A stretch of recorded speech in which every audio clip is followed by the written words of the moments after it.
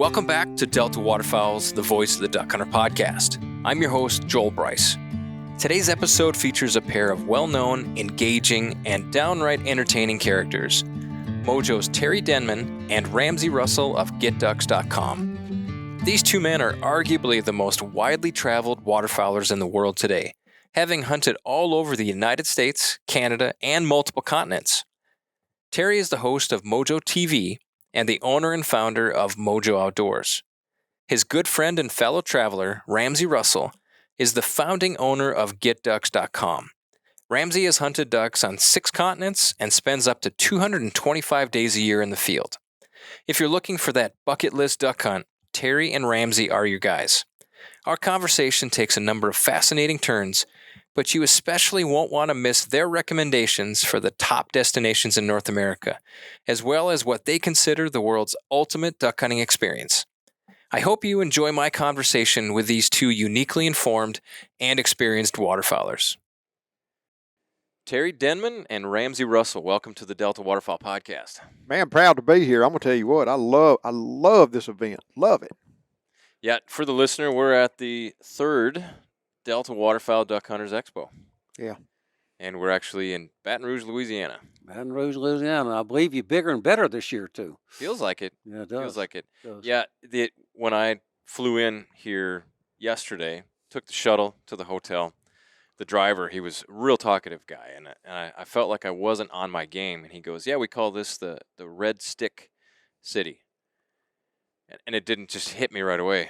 And I said, what do you mean the Red Stick? And he goes, the baton, like a stick, and Rouge Red. I'm like, yep, okay. I hope the rest of my day I'm a little sharper than that. That's what the Indians called it. See, I Speaking of baton, let me say this, because coming to this show and shows like this is kind of like coming to a family reunion. And this morning I'm getting settled up in the booth, and I don't think y'all opened the front doors yet or something, but Denman and I were sitting there talking. I hear the marching band come through, the dog parade or whatever you called it. Mm-hmm. And I broke out my phone, started leading it, and leading the charge of all people on God's earth that it could be, of all the people I might know, leading the charge comes Trent Lean from Australia. Yep. I'm like, man, it don't get no more family reunion than that right there, right here. Yeah. You feel what I'm saying? Yeah, that's a mutual friend of ours. So they came to take in the expo. They're going to, when this is all over with, at least Lucas Cook, who's the CEO of Field and Game Australia, he's going to head up to Bismarck, spend some time with me up there, and just kind of shadow around Delta. I'm loving that. That's good. Yeah, but yeah, Trent Lean, he is quite the character. Taken in the expo, we're hanging out at the hospitality room last night, and he's just a cut up. Guys were just flocking. I asked him how he ended up leading the charge on the parade, and I should have known. It started on a rum tour nearby. Yeah. Yep. And they're like, you need to lead the duck dog parade. Yeah. And I'm in. Yeah. I was a little worried it wasn't going to happen, but they made the connection, and it was funny. He has a hat on, and there was a marching band behind him, and he had an umbrella. That was pretty neat to see. I have it on my camera. I run into those guys yesterday when we were setting up. I didn't know either one of them, or if I did, I didn't remember it. But they had those Australian shirts on, you know. They so did. That's what I wore and said, "Hey, hello, how you doing?" You know. I think they're wearing them. They said they were going to wear them again today, but And ironically or not, it's LSU colors. But go ahead. There you go. Hey, so the listener, you guys are kind of household names, in my opinion, in the waterfowl world. So Terry Denman, Ramsey Russell, people probably already have a sense, but I'm hoping we're introducing you guys to some new listeners. Terry, why don't you tell us a little bit about, owner, founder of Mojo Outdoors, Mojo TV, LDWF, Louisiana Wildlife and Fisheries Commissioner. You have a long history, but if I was meeting you for the first time, how would you introduce yourself? Well, I grew up in a rural agricultural area of extreme northeast Louisiana. It was about 15, 20 miles from the Arkansas border, about 15, 20 miles from the Mississippi River. And, if you were a boy, it was all about hunting or fishing. That's what everybody did. And I went to engineering school and eventually started an engineering firm in Monroe, Louisiana. That wasn't my hometown, but that was a trade center for my hometown. So that's basically getting back as close to home as I could get to and be in the engineering business. But I always loved to hunt. and all kinds of things. I big game hunting. When I finally made enough money in the engineering business, I'd been a good part of it going off big game hunting, but duck hunting too, all different kinds of hunts. So I loved hunting when this Mojo thing just kind of happened fall in our lap, and that's a story we've told, many times, and so the spinning wing decoy. A lot of people credit us with the spinning wing concept, but we didn't do that. It came out of California, and about the third or fourth year they had it, it made its way over to where we're at, and some guys brought some from California there and hunting with some people, and they started telling everybody about it, and everybody wanted one of them. You couldn't buy them, there's demand exceeded supply. They just went boom all in the United States. And so a sporting good friend of mine called another friend of mine that I grew up with that can build anything, and asked him could he build some of these things, and he said yes, he'd build them for him just as a favor. He didn't do that for a living. And those things had a little high-speed motor and pulleys in there. And so they gave him one to build, and he didn't know how to make the pulleys, make the wing speed come out right. So I'm his engineer friend. He calls me and said, can you size pulleys? And he started telling me about this device, and it didn't make any sense. And so I would never answer his question. I'd keep saying, tell me about this decoy again. And he finally got aggravated. He said, I don't know. Can you size the decoy? Can you size the pulleys? I said, yeah, I'll come up there tomorrow and size the pulleys for you. We'll go up there and we looked at it and said, man, that's a horrible way to build this thing, So we was talking about other ways to do it. He said, I think I know how to do it. I said, go home, come back tomorrow. And then he invented the direct drive that everybody uses now, from that. And then we put the Mojo name on it, not even knowing what Mojo meant, but my dad used that name for some kind of little implement we had on the farm. I don't know where he got it. That wasn't the name of the implement or something. So, I said, look, corporate America today don't do General Motors anymore. They don't do Ford Motor Company. It's short, it's GM, it's Apple, it's something like that. So he said, okay, I get that. He said, what it ought to be? And I said, you remember my dad called that thing a Mojo? And I said, yeah. And I said, that's what you ought to do. It rolls off the tongue. Everybody can remember it. You're not going to have any confusion, not going to have anything. So we called. He just made one that winter. He got his buddies to help him. However many they could make in a day, they'd carry them up to this store that somebody would come pick them up that night. Nobody ever owned one for more than a day other than me. And I only owned one. And so then, just by accident, we called that thing a Mojo Mallard. And that was actually our brand, for quite a while, and then we just started from there and went. So, as they say, and the rest of it's history. The rest of it is history. Yeah, and thank you for sponsoring the podcast booth again here at the Expo. Glad to do it. Yeah, there's an extra benefit, Ramsey, of the Mojo sponsorship is people won't get to see this, but we have spinning wing decoys that are working right now, and in this particular room, I don't think the air conditioning is working. Oh shoot! So I can actually feel the breeze with all of them going off around me. So thank you for that too.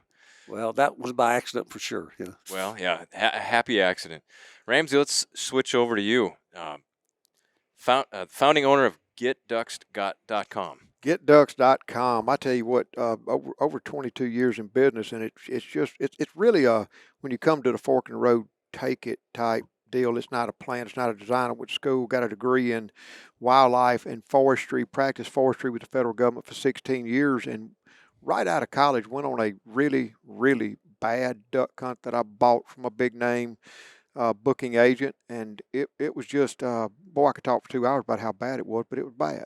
The year was 1998, and I came back home, did some diligence. The internet was not then what it is now, and I did a little research, found a guy, talked to him up in Alberta. His name was Jeff Klotz, long since retired, and the hunt was great.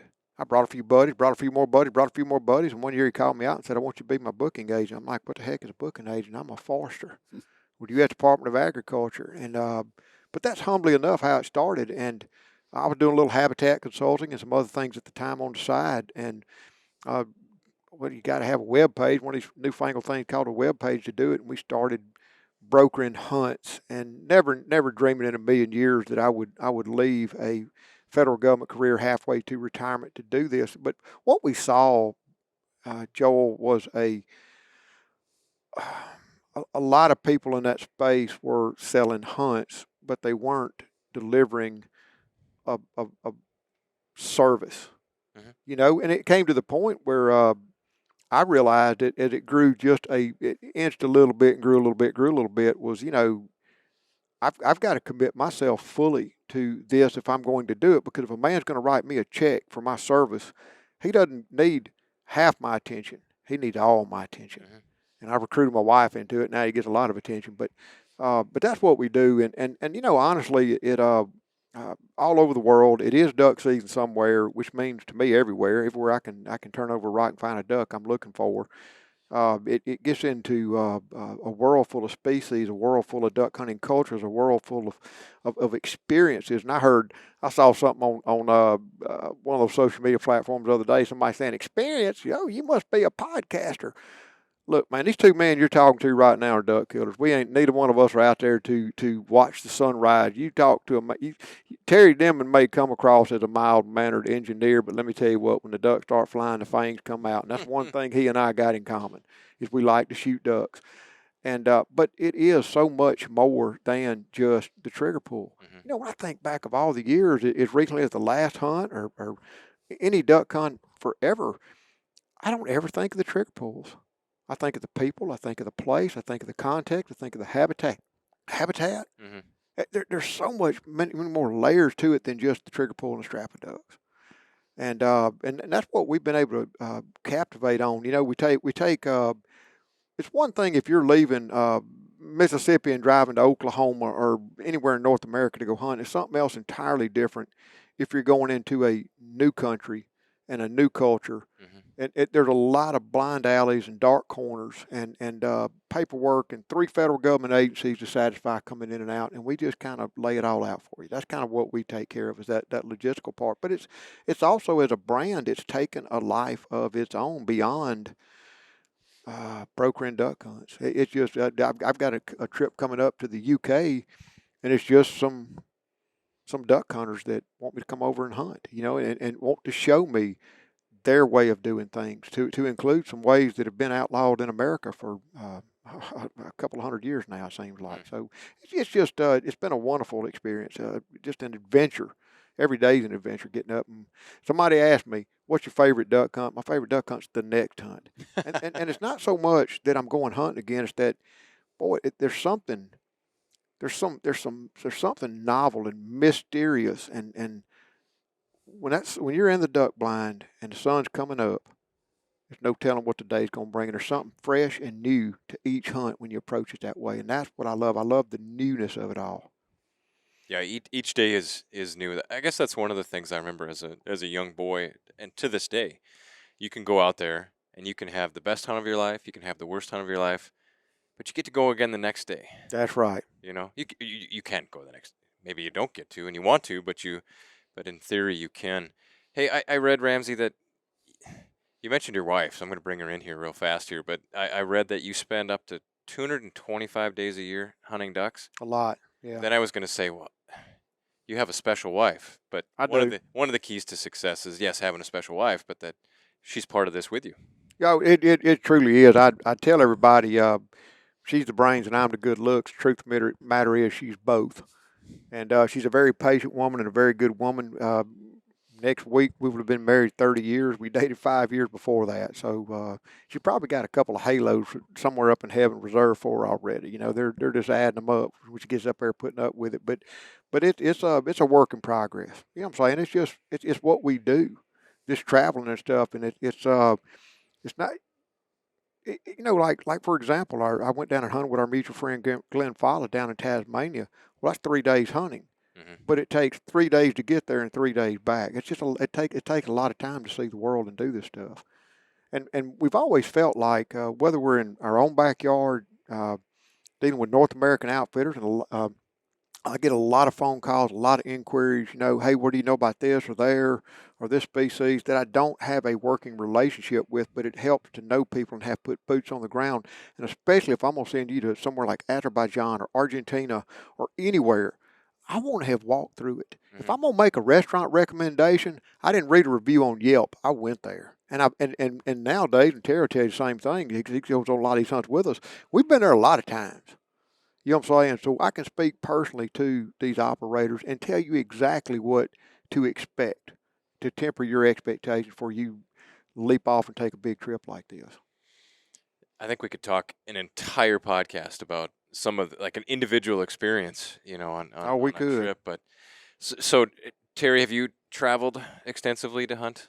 I have, and I've traveled with Ramsey.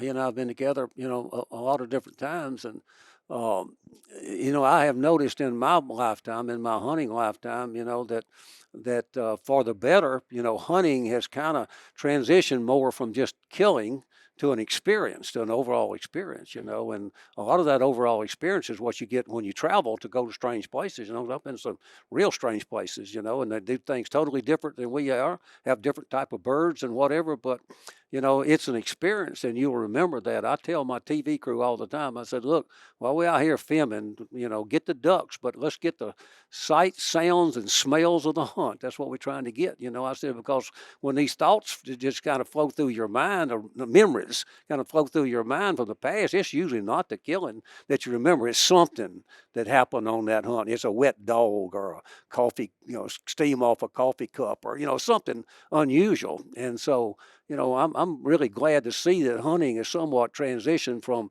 just killing to an overall experience. And of course, if you want to get the best overall experience, you go someplace you've never been.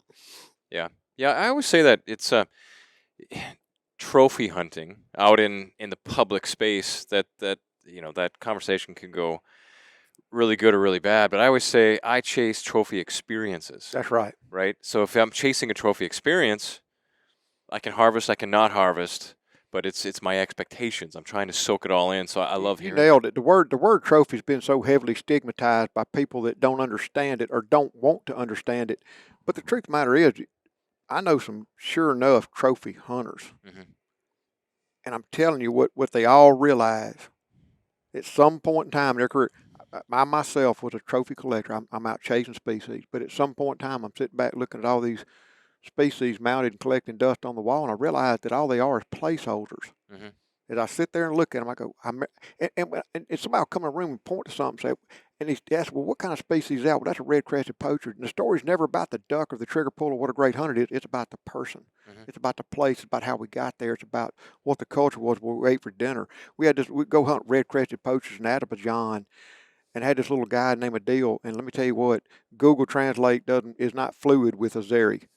So we're one word in motion, and because we're duck hunters, we can talk a lot. But it was cold in that blind, and every day he would undo his duffel bag, and he would open up this little bag, and it would be some cookies that his sister had made for me. And he had one cup, one little ceramic cup, and he'd pour some hot tea and offer it to me. And it was just that time and that moment shared in that environment that's what that bird, it symbolizes an experience, whether you realize it or not. And I hate to be be like somebody telling the kids Santa Claus doesn't exist, but all these guys that are out there chasing the species and trophies and all this kind of stuff, what they're going to realize sooner or later is it wasn't what ended up on your wall.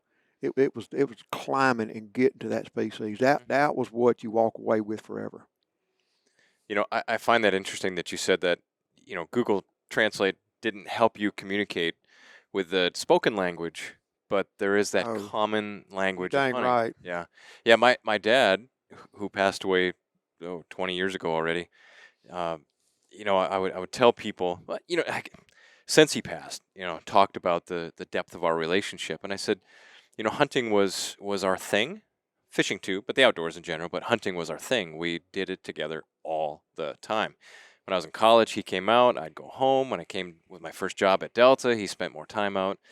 And we're hunting, and I was describing to people, I said that the depth that two hunters can achieve in their relationship, just being in the field together, because, yeah, you can't openly talk all the time, but your body talks to each other. You know what they're going to do, right? And so I think there's a depth of a relationship that you can achieve through hunting with someone that I don't think you would can never get saying a word. You can meet a stranger in a foreign land, and if he's a real duck hunter, not a taxi cab driver turned duck guide, but if he's a duck hunter himself and you're a duck hunter, you never got to say a word. What do you just think fall about in that? together and go duck hunting, and it works out fine. Do you echo that? Absolutely. You hear more and more today people talking about bonding with their children. Same thing you were talking about, through hunting. You can go to a baseball game and you'll do some bonding, but something about hunting, something about being out in the outdoors, not just the outdoors, but usually if you hunt and you're far away from people, you don't do much hunting a lot around people, and it's just something with two people or three people being way out away from everybody else that causes a bond to occur. It is true. One of the things, this is a bit of a tangent, but we did a lot of deer hunting and turkey hunting growing up as well. And when I would harvest a deer, I always knew that when my dad finally came up to me, that the first thing he was going to do was shake my hand. Yeah. And I looked forward to that. I'd shoot the animal and I'd be so happy, but I knew that my dad was coming up to shake my hand, and that was just such a moment. And I do that with my kids. Yeah. They do something well, and now they've come to expect, even my daughter, it's like, shake hands. We just have to do that. And then we hug, and then I tackle her, and we roll around and have a good time. But we ought to maybe promote hunting a little more as bonding. We should. With children. We really ought to push on that more. That is something that, I know you guys both are very concerned and therefore invested in the future of hunting. But I think when we start talking about the value of hunting, you bring up a good point, Terry. I'm making a play off of that one. But we talk about, hunting is conservation. Yes, it is. Hunting funds conservation. Yes, it does. Hunting puts food on your table. Of course it does. But if I ask somebody, why do you go hunting?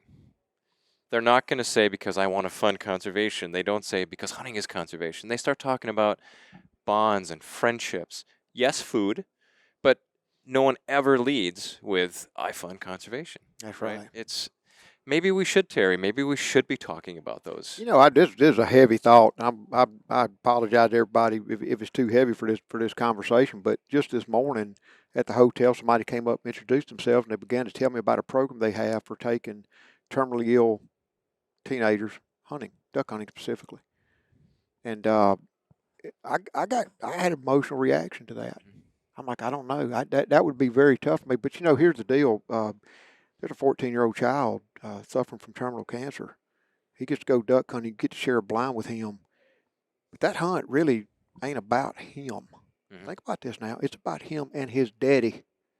And boy, that's a heavy thought. I mean, what better way to bond and say goodbye than in that environment in a duck blind? Boy, it hit me like a ton of bricks when we started talking about this program he's got. I have connected with people, with Terry, with our former friend Mike, with practically everybody in my world, and my children too, in a duck blind, much better than I can do sitting out here on the floor shaking hands and talking for a minute, or on the phone. It's something about that duck blind. It's just it's isolated. You're to yourself. You know what I'm saying? Mm-hmm. It's a very special time beyond just the trigger pulls.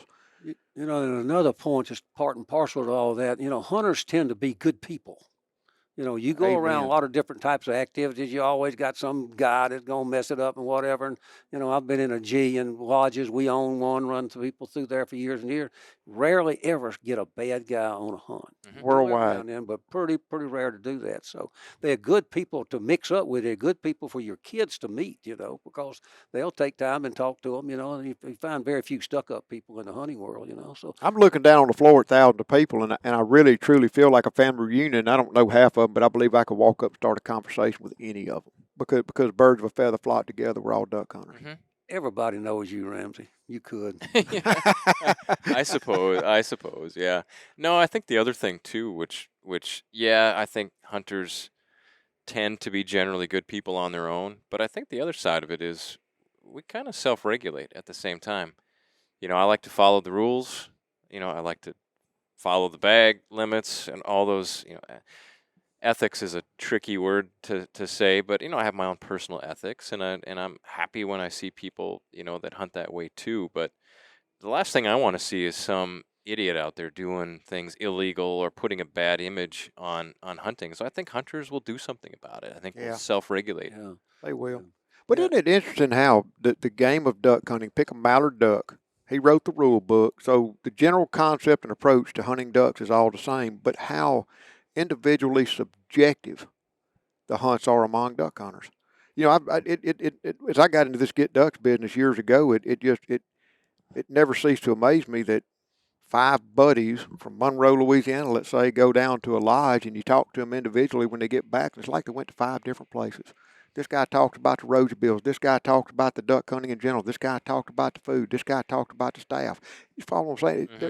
All their filters were so individually subjective that even though they were in the blind together or hunting together, they walked away remembering something that resonated with them individually. And that's the way all duck hunters are. No, that's good stuff. That is really good stuff. So you guys, with the collective years of hunting and the places that you've been, I thought our listeners could really benefit from some of your experiences. We all choose to live somewhere, right? I live in North Dakota. You live in Mississippi. Although 225 days of hunting a year, 6 continents. Like, do you really live in Mississippi? Yeah, like you live. I keep a mailbox there. He's Yeah. a gypsy. He's a gypsy. I am a gypsy. Yeah. Terry, where do you call home? Monroe, Louisiana. Okay. So, we live where we live. We hunt where we hunt. But I think one of the things that I've seen in my lifetime, I'm 50, been in North Dakota for 25 years. I have seen hunting in North Dakota change dramatically. Good things, bad things, to each their own.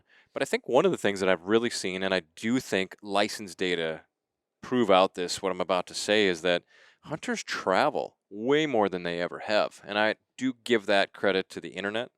I think it's really easy and attainable to learn about a destination, how to get there, Google Maps, all those types of things. They can hire a service, like you, Ramsey, but people they travel all over the place. Is that? Of course it is. And to your point, we live in the world's largest economy. We're blessed to be Americans, and we have a lot more relative disposable income than practically anywhere else in the world to travel. Mm-hmm. And gosh, this blows my mind. Hey, if I'm wrong, prove me wrong. Think about this: the number of birds that we're shooting in North America, just in the United States, is about 21-22 is 8.2 million birds. I dare say, and it's been higher in the past back during that big heyday in the late 90s. I dare say that's more than all the ducks killed in the world combined. And now let's go down below volume. Let's look at the species diversity and the habitat diversity. We're talking sea ducks, we're talking swans, we're talking puddle ducks, we're talking divers. I mean, it's unbelievable how blessed North America is with waterfowl. And I will say there are some really, really good duck hunters around the country, but around the world. But I've never walked into a as big a collection of duck hunters as the North American duck hunter, especially Americans. We've elevated every single aspect. Look on this floor right here: shotguns, ammo, decoys, camo, you name it. It's elevated to the most scientific advantage art form I've ever invented to trick a duck to coming into our decoy. We're passionate about it. It's because if you're a duck hunter today, if you're one of the 900,000 to 1 million duck hunters in America, it's woven into your cultural fabric. And that's an intensity that you don't see anywhere else on earth than right here. Yeah, it is special. It's very special. Yeah, and you're right. We're looking over the expo show floor. It's getting crowded, but yeah, if you want to, it does make it look complicated though at times with the diversity of product offerings. It's unbelievable. If I was a new person considering hunting, I'd be like, wow, how do I unbox this thing?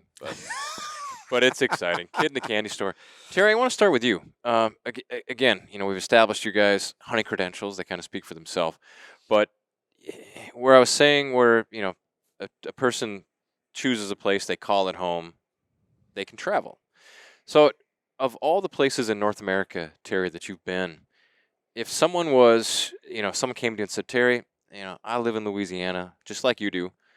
I'm going to go on one hunt somewhere in North America. Where would you recommend that I go? That one trophy experience. Where would you send somebody in North America? Either Alberta or Saskatchewan, Canada. Would you? Mm-hmm. What is it about those areas for you? There's lots of birds. Now, the limit's not high up there. It's one more than we have down here, I think, So you don't go up there and kill a big, pile of birds if that's your deal. But you will see, if you go with the right person in the right place, you're going to see more ducks than you've seen forever. I've been in Alberta when the mallards were getting together and for migration. And we were decoying groups with 500 mallards in it. So, you don't have to see that but one time in your life. When we started shooting at the front end of them, you couldn't even always see the back end of them, Yeah. And if I hadn't fired a shot that morning, I would have been happy. In fact, when we got through shooting, we just laid in the blind and filmed those ducks, So if I could go on one hunt in North America, that would be it. That's where you go back. It's easy to get to. It's reasonably priced. They got good outfitters up there. They'll take care of you. The accommodations are good. All that type of stuff are good. So it's going to be an enjoyable experience. Now, no matter where you go, nothing's automatic in the hunting world. I've been in Alberta, in my favorite place in Alberta, and gone out on one hunt, and never fired my gun. The ducks were there yesterday, but they didn't come back today type deal, But you're not going to leave there without having, several of those good hunts. Yeah, I think that I've had a lot of those experiences too, where you should have been here yesterday, or they show back up the next day. Yeah. Right. Yeah. But maybe not the day you're there. I do a lot of, I think for the listeners, you're right. The guides and outfitters are abundant and reputable. I hunt on my own wherever I go. It's just that's what drives me. But I find too. I guess I would support your choice of Alberta or Saskatchewan. That's a place where it's relatively easy to figure out, get to, and you can hunt on your own and have success. But you got to put in the work. It helps to have a few more days than one, to match that. But Ramsey, where would you go if? I'm gonna take the opposite because, like Terry, I love Prairie Canada. I love dry field hunting, and what led me from the deep south north towards that country was not ducks, but it was actually migrator Canadas. I wanted to experience migrator Canadas. That migration ceased back in the '60s, coming to the deep south. But if you don't live on the right coast or the left coast, and you don't have big water marine upbringings, I would really think that for most people living in the middle of America hunting puddle ducks and divers and geese, I would say take a sea duck trip. I'm not a huge sea duck hunting fan. Mm-hmm. It's just not my wheelhouse, but it's memorable to get out onto water much bigger than you are, and to hunt ducks that live in that marine environment. We're talking otters, we're talking scoters, we're talking long-tailed ducks. And then we get on we could talk harlequin ducks, we could talk golden eyes, we could talk king eiders. It's a very humbling experience and a rewarding experience. And I think that for the average guy that spends a lot of time in his commuting range shooting puddle ducks and geese, you go somewhere like New England or somewhere out there in the Pacific Northwest and get off into those environments, you're all of a sudden going to start checking boxes on species, which again are really unique experiences than what you're accustomed to seeing and experiencing ducks. So that would be my suggestion for a first bucket list hunt, would be to go way out of your own comfort level and wheelhouse and experience something that totally different like that. That's good advice. Do you feel like is that type of hunting accessible to a freelancer?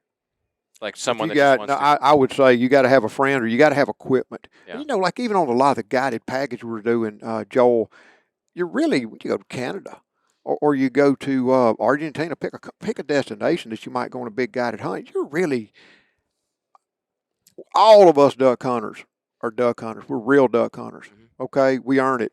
But to pull a trailer and pull a gear and go scouting and do stuff, when you hand over your money in lieu of a service like that, you're not paying them as a surrogate for your skill set. It's a convenience. Right. They've got the land, the property, the layouts, the equipment, blah blah blah. And so for anybody that's not a commercial fisherman or something of that nature, I would almost certainly recommend you not pull your bass boat, your Carolina skiff up and go start hunting big water eiders. I'd say find a reliable captain that can take you out safely and deliver it. Because and remember this, when you go on some of these hunts, unlike hunting in a shin deep rice field, you step into a sea duck boat, you're putting your life in his hands. And you're putting your life in his hands, his judgment of getting you out there safely and back. It's not just the hunt, but the hunt itself can be so overwhelmingly, it can be humbling. It can be amazing. And to put your hand on some of these species you've only seen in books for the first time was just incredible.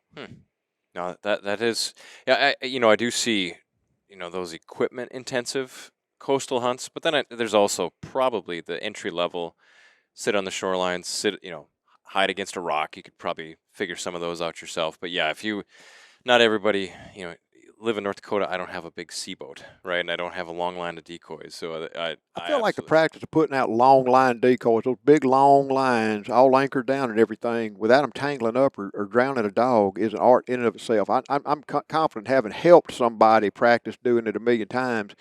One time solo, and I'd probably have to break out a pocket knife and cut all kinds of stuff and re-rig them again. But when you hunt with these guys that do it all the time, it's just putting it out. It's nothing. And it all goes together and it works. It's an art to it. You're working, you're fighting the wind, you're fighting the current, you're fighting all this stuff. You got to be right on the shoulder at the right tide to get them out, and it all fall together like that. It's so different, so unique than what the average American duck hunter would experience. That would just be my that's what I suggest for a first time bucket list. Okay, that's a good one. Let's jump to the global sense. I have not hunted waterfowl overseas. I've not. So I don't have anything to contribute on this one. But Terry, have you hunted birds overseas? Yeah, I've hunted South America, Australia, Central America. Okay. So if someone was like, I want to jump in an airplane, I want to leave this continent, and I want to go hunting ducks somewhere, where would you recommend that someone go? Well, before I would recommend where they would go, then, first thing I'd do is I'd recommend them to do their research, find out, they don't always know where they want to go, so because they don't know exactly what's happening there. But if they would research it and find out where they really want to go to, and then they need to get a hold of somebody like Ramsey here that knows the ropes, knows how to get them in there, knows how to get them out. But probably the one first destination I would give them would be Argentina. Yeah. Relatively, it's a 10-hour flight. That's not like going to New Zealand or Africa or somewhere like that. So that's not too bad. The prices are reasonable there. The country is easy to get into. They'll pick you up at the airport. And their duck hunting is fabulous there. They don't suffer exactly the same problems that we suffer with migration. You can come to Louisiana, is a great duck state, but you come to Louisiana the wrong time, there's no ducks down here yet, so, or they've left and gone back yet. So, their ducks do move around, but they don't migrate in a pattern like we do. And they have a lot of great species of ducks down there. And so it's probably be the hunt with the least amount of pitfalls in it. Okay. Yeah, I was, this, Ramsey, I was in Australia last June of 2023, and I missed the hunting season by days, but my purpose was not to go hunting. It was to help our Australian friends keep hunting, and if I played a small role in their win, I guess that's a proud moment for me. But I want to go down that rabbit hole a little bit, but not right now.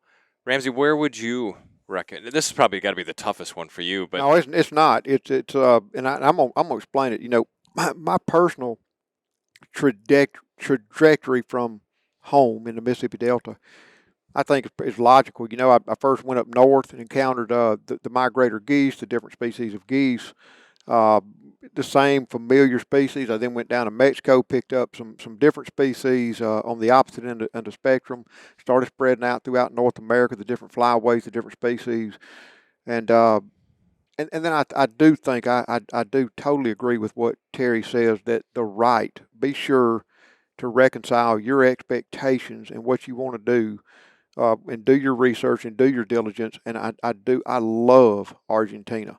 I love it for the the right duck hunts down there are like stepping back in the 1800s. Their limits are a little more generous, but the habitat is so abundant. There's places Terry and I have hunted together that, as far as the human eye can see in all directions, it's nothing but marsh, just natural marsh, just this evolving delta. And and it's something wild that speaks to me like that, you know. And but it's also it's a lot of dabblers.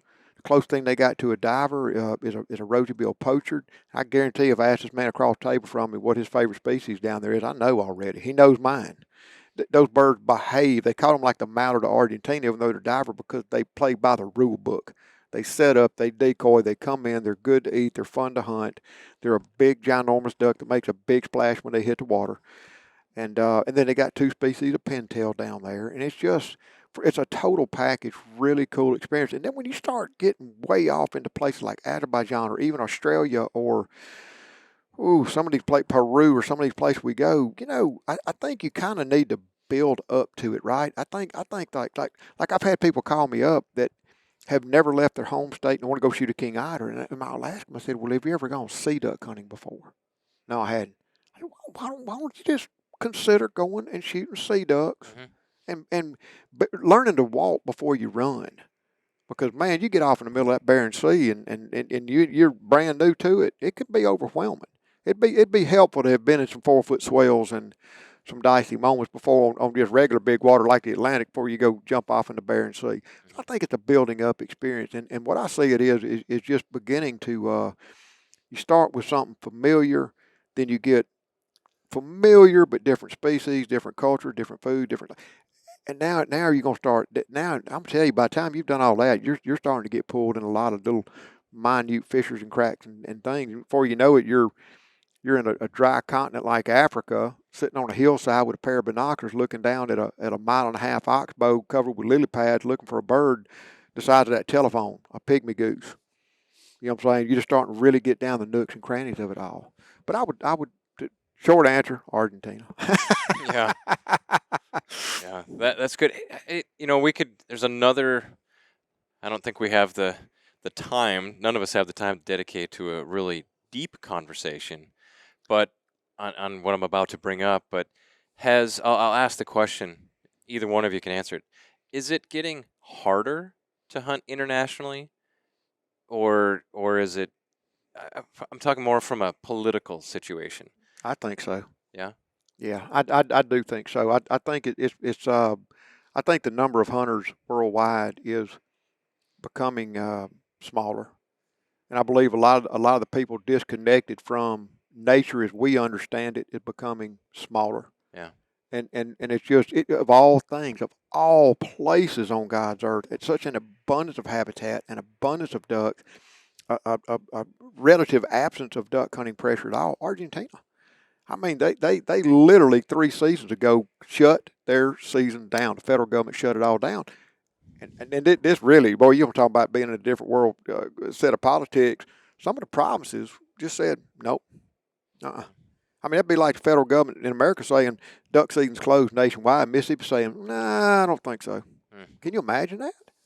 But yeah, and they're and in the past 3 years, you've had outfitters, not governments, not state agencies, not universities. You've had outfitters get out and petition the government and get out under government supervision and spend their time and money counting ducks and building signs to demonstrate that there's an abundance of resource. Australia's doing the same thing. Yeah. And so I do think it's becoming limited. And I had a conversation in my booth just a minute ago. I mean, somebody said, you may ought to look at some of these federal government agencies. I think there may be some anti-hunters. I said, of course there's anti-hunters in these federal government agencies. Pick one, all of them. They don't hunt, you know, and so it is becoming more daunting. I think it is. Yeah. How about you, Terry? Yeah, I agree with that 100%. And what you can see for the overall picture is you're getting so many countries, even here in the U.S. You know, we down to 5% of the population buying a hunting license, and in these other countries they don't have hardly many local hunters at all. So hunting is just not it's just not a known sport. You know, it's not, people don't understand it. You know, we'd have the same thing here in America, except we publicize hunting so much, and we hold, you know, the hunters that we have, we hold them into the sport. But you know, we getting less and less in here. Everybody's migrating to the bigger cities. You know, the kids aren't out like I was. I was just roaming around in the woods when I was 6 years old, and so you get away from it. So I think that's it. And then, of course, apparently it's pretty easy for some people to become a non-hunter. They just look at it like we killing things that we shouldn't be killing. They don't get into this is an experience. I bonded with my son. They don't get into any of that stuff. We're just killing things, and we shouldn't be killing things. So we're combating that reasonably well here in the States, and a lot of people would disagree with that reasonably well statement I just made too, because, it gets to be a big problem. But in the foreign countries, they are far removed from hunting. The general population is. Yeah, I do think that the disconnect from where food comes from, it's startling, right? That food comes from the grocery store. That's it. Right. It's unbelievable. Magically shows up.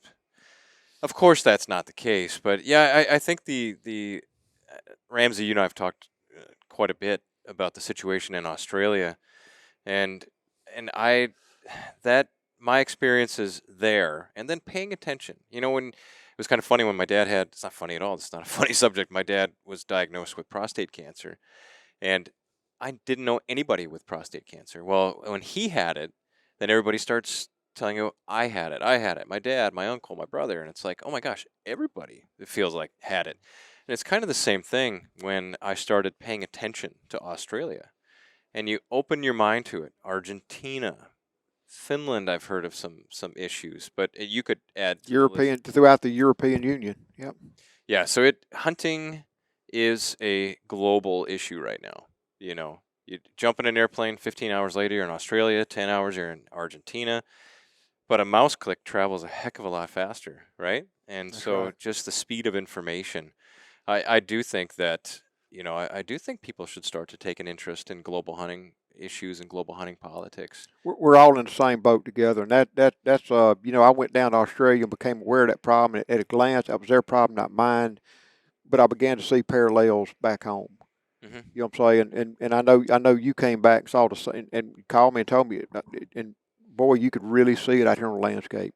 I was in a conversation this morning with somebody about Australia, and I said, the difference in my snakes and theirs, mine are lurking in the grass. It's like being in belt high grass, and you can smell that cottonmouth, but you can't see it. They're just swimming through the decoys. Yeah. And I'd kind of rather deal with theirs than mine. the enemy you see, right? That's right. Than the one you don't.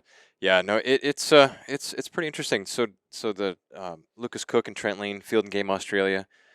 If someone has time and want to look at their website, that's a pretty neat group of people, very similar to Delta Waterfowl. So the two gentlemen are here for the expo, but we had a board of directors meeting this morning, and so those gentlemen came in and sat in on our board meeting, but I asked for 15 to 20 minutes of the agenda for them to talk about what they've gone through, but more importantly, what we should be on the lookout for. All the ingredients for what they're experiencing in Australia, literally the near loss, and it was go to bed one night and I'm not sure we're going to have duck hunting the next day. Like they thought they lost. Oh, yeah. Yeah, they ended up winning, but I asked them to share with our board, give us some advice, give us some cautionary tales, things that we should be on the lookout for. And I think it's a really important lesson to learn. It is. And one of the things that stood out to me when Lucas gave his advice, he basically said, don't give up any ground. Don't give up any ground. So you might have something that you're not particularly interested in. You go, if that goes away, I don't really care. It's not going to impact me. He said, don't do that. You collect a series of losses like that are seemingly inconsequential. They eventually stack up to those things that you hold near and point in dear. case, I'm a duck hunter. I'm a waterfowler. Mountain lion hunting is not my. Boy, I tell you what, this thing going on in Colorado involves every hunter. Period. Whether you're a duck hunter, turkey hunter, this involves us. This legislation involves us. It's going to affect us. They'll use it as precedent to steamroll over it. It doesn't matter when it's somebody else. It's going to matter when it's what I'm doing. It is. Yeah, it is. So yeah, don't give up any ground, and that is tough, right? Because if you're doing one thing, you're not doing another, and that's a recipe for not being great at anything. But I do think as a hunting and conservation community, I do think we can share time, talent, passion and get the job done together. What do you think, Terry? We watched the NRA do this 20, 30 years ago. Somebody would propose some law that's going to infringe some kind of way on some part of shooting. It wasn't anything important, and you'd kind of say, well, let them have that, give them that. But they never did. If it had something to do with limiting your rights to have guns, they fought it. And I think that's what you got to do with hunting too. Yep. And of course, the NRA, had a pretty good effort of recruiting memberships into the NRA, and I think as hunters, we do some of that now. I think we just got to do more of it. You got to recruit people in, and you got to tell the story better than we're telling it now. But of course, we tell the story good. I'm in the TV business, okay? We tell the story good, but we preach to the choir. Yep. Everybody's watching my TV show. I don't need to tell them that we have a right to own guns. I don't need to tell them we have a right to hunt. We need to get out there and tell people that has not yet made up their mind, and that's in the schools. But we didn't get in the schools back when we could have. I doubt you can get in them today, with all the bad things going on with guns, But you got to figure out some kind of way to bring the people in when they still in the impressionable age range. I agree entirely. And without being apologetic, I think we could all be better ambassadors for what we do. Mm-hmm. Yeah, I do think reasonable change, I'm open-minded to that. The world is changing around us. There's development. So some places, I remember my dad, I was a kid, and we were driving through Eau Claire, Wisconsin. And we're in the middle of, I don't know, the mall probably, the mall district or a new subdevelopment, but it was in the city. And he said, I used to hunt squirrels there, right? And I'm like, holy cow, Dad, like there's not a hunting location around here. So I have that in my lifetime. So there's reasonable change. So we're talking about not giving up ground. We're not talking about those types of situations. Of course you can't hunt there. Of course there's changes and accommodations that we need to make, but there are those unnecessary losses, like hunting of mountain lions in Colorado, I think is where that's going on, is it not? Yeah, it's Colorado.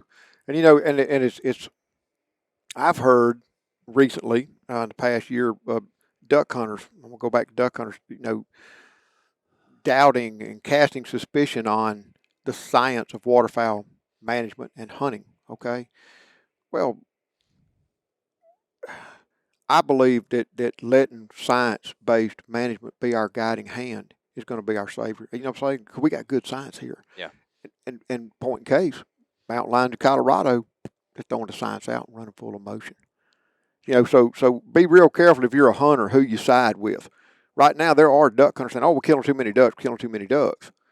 There ain't but one other voice in North America saying we're killing too many ducks, and that's the anti-hunters. Mm-hmm. You know what I'm going to do? I'm going to trust the rocket scientists to tell me to guide me on my harvest and bag limits. That you follow what I'm saying? That's the safest bet. Thank you. No, it is science should drive the whole system, not emotion, not rhetoric. Science. The numbers don't lie. And let's, if we don't trust the science, let's get better science, right? That was a thing too with Australia when they got really into a dire situation. They realized they did not have made in Australia science to defend their points of crippling or other types of situations like that. So they scrambled for information in other countries, and thankfully in North America we've done a lot of that research. But right now, since they won their fight and they've retained native game bird hunting, which is waterfowl and stubble quail, some of the discussions that we're having are what science do they need to make in Australia to drive home that point. So the best time to have done it was yesterday, and if you didn't do it yesterday, do it today. You can't go backwards, you got to go forwards. Well, that's what those boys are doing over here. They got a lifeline extension on their season. They can breathe a little bit, but instead of just sitting back saying we won the battle, let's go to Delta Waterfowl and start figuring this stuff out. Let's bring our version of the North American model over here to Australia, so we can demonstrate unequivocally that regulated hunting benefits society and hunters and waterfowl and habitat. Yep.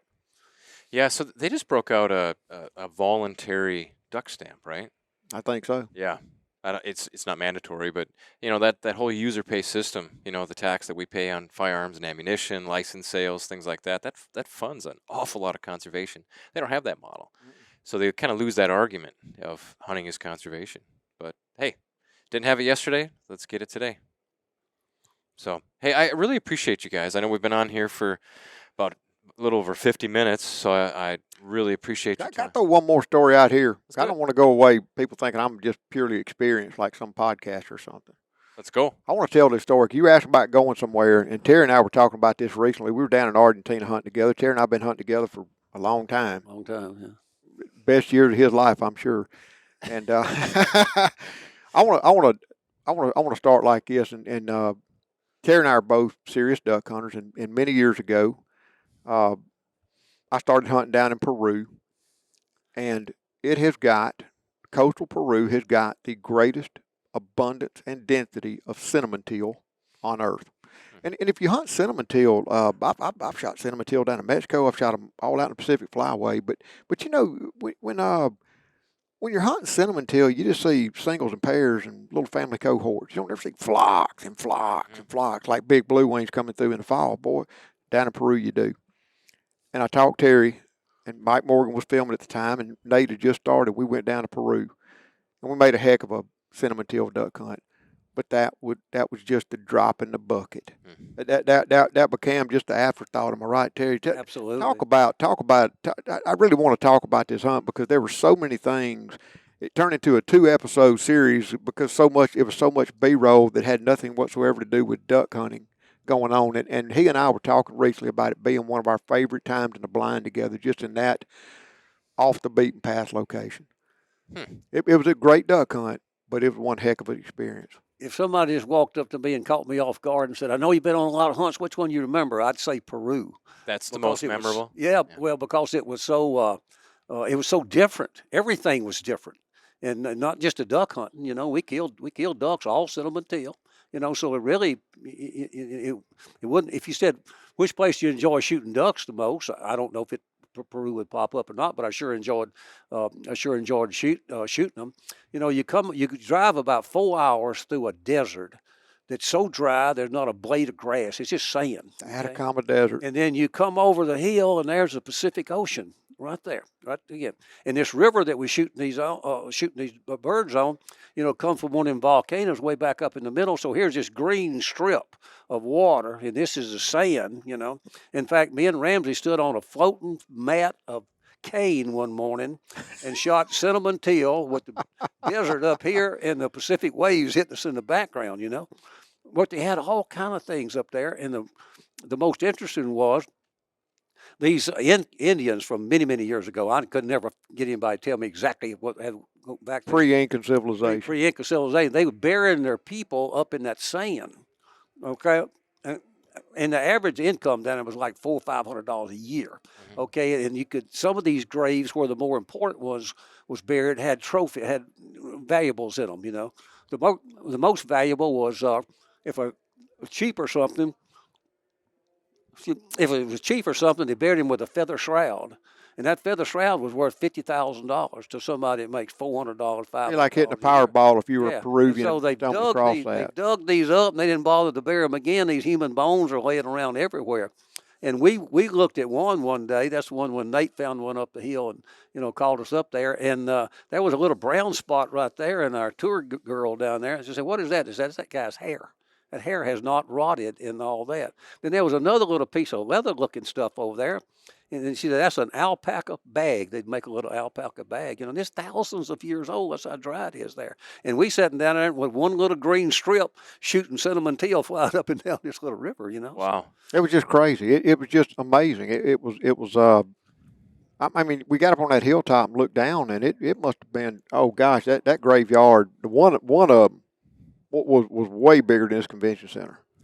And they had dug up each one, and sometimes somebody had arranged those bones just kind of like a little Halloween skeleton or something. And I asked Kathy, I said, "Well, who would do this? What child would do?" He said, and she looked, she says, "This could have been laying like this for 200 years." And it was unbelievable just seeing that, you know. And it's an amazing country, amazing food. Terry wasn't as adventurous a eater as Mike and myself were. I eat real food. Okay. You eat real food. Yeah. But anyway, it was. I do not eat fish eye soup. Yeah. with those fish eyes looking right at you. It's like an Indiana Jones, like chilled monkey Evan brains. Morgan ate it, not me. It was good.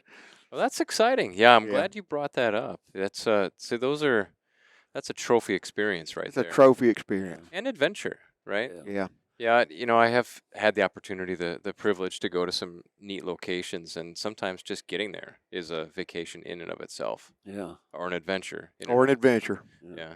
Well, that's great. Well, I'm going to get you guys back on here. I see that I can tell you guys have been around each other a long time. I can tell there's a deep friendship. So you guys play off each other really awesome, make two great guests. So I'm going to get you back on here.